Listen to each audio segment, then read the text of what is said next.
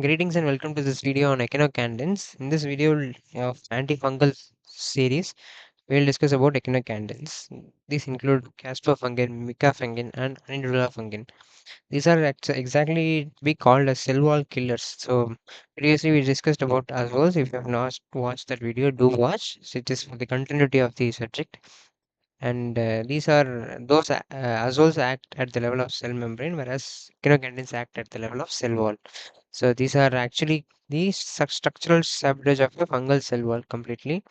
It is a very narrow spectrum of drug, but it creates a surgical effect, so completely destroying the fungus completely. So let's get started. So we call this a structural sabotage because they make make the fungus structurally incapable of surviving normal stress. So it removes the fungal cell wall that is acting as a load bearing beams of the cell wall. These cells burst under osmotic pressure completely. So it only works only if the fungus depends on this cell wall. So what it inhibits in the cell wall? So it inhibits the beta 1,3 D-glucan synthase enzyme. So therefore it completely inhibits beta-glucan synthesis just completely, and wall becomes fragile, thin, and unable to withhold the stress, and then the cell lyses. So it is fungicidal for Candida, whereas it's fungistatic for Aspergillus, because it is useless with a beta glucan dependence. Aspergillus is although beta glucan dependent but produces hyphae. It acts only at the hyphal ends and not in the cell wall. So, but it is the first choice for Candida. So, why it is very good for humans? Because it is 0% off target. So, human have no cell wall. So, humans have no beta glucan. So, it is also safe in renal failure, liver disease, and default first line in unstable candidemia. So perfect choice for Candidemia. Why? Because Canada depends having the high beta glucan rich, and it is thin and high turnover during budding phase also. Action, it is cell wall synthesis inhibition directly leading to cell lysis. Also because of its rapid fungicidal action, it outperforms azoles in bloodstream infections. So Candida candins are essentially Candida bloodstream drugs.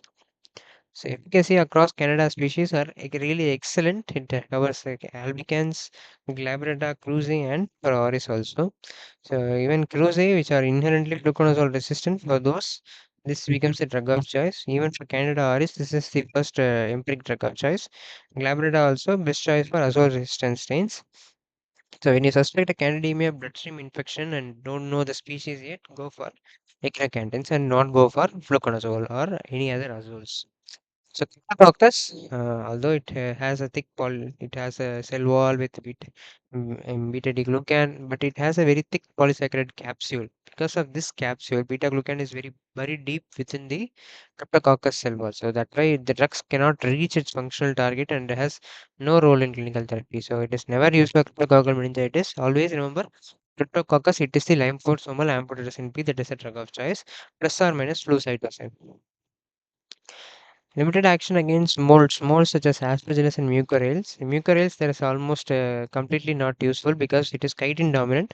There is only minimal beta glucan chain present. So, but for Aspergillus, drugs act only at the hyphal tips. So, mature hyphae are unaffected. So that's why it is only fungistatic, that it prevents the Aspergillus molds to expand further, but cannot destroy the mature hyphal Aspergillus species. So it's only fungistatic for Aspergillus and never can be used as a monotherapy for aspergillosis. So when the patient is sick in the ICU and you suspect a fungal infection, then start echinocandin blindly. Correct only if Candida is likely. So because echinocandin drugs act even in the bloodstream. So if molds are possible, then it is an alarm that you are under treating it. Molds, amphotericin B is the drug of choice. So resistance mechanism is FKS gene mutation alters beta glucan synthesis. These are the probable mechanisms of resistance seen in prolonged exposure, especially with Candida glabrata. It is also a very poor choice in CNS infections because of its very poor CNS penetration, and for endemic mycosis and mucormycosis, echinocandins are very poor choices. So finally, decision making that you need to understand is that echinocandins, it has in the cell wall fail, it makes the cell wall go pale, and it is safe, it is narrow spectrum, and Candida focused drug. Whereas azoles, prevent the ergosterol synthesis, it is selective, slow, and it is also resistance prone. Whereas amphotericin B is literally membrane destruction, and it is broad, toxic. It is also toxic to the renal tubules and the human cells, but it is life saving.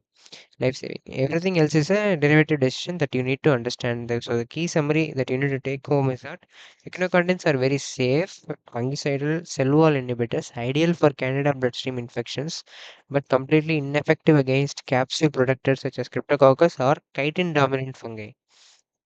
In all these cases, there is no role for echinocandins. So hope you liked this video. If you are new to this channel, do like and subscribe. Let's meet in another video in this series of antifungal therapy. Thank you for watching.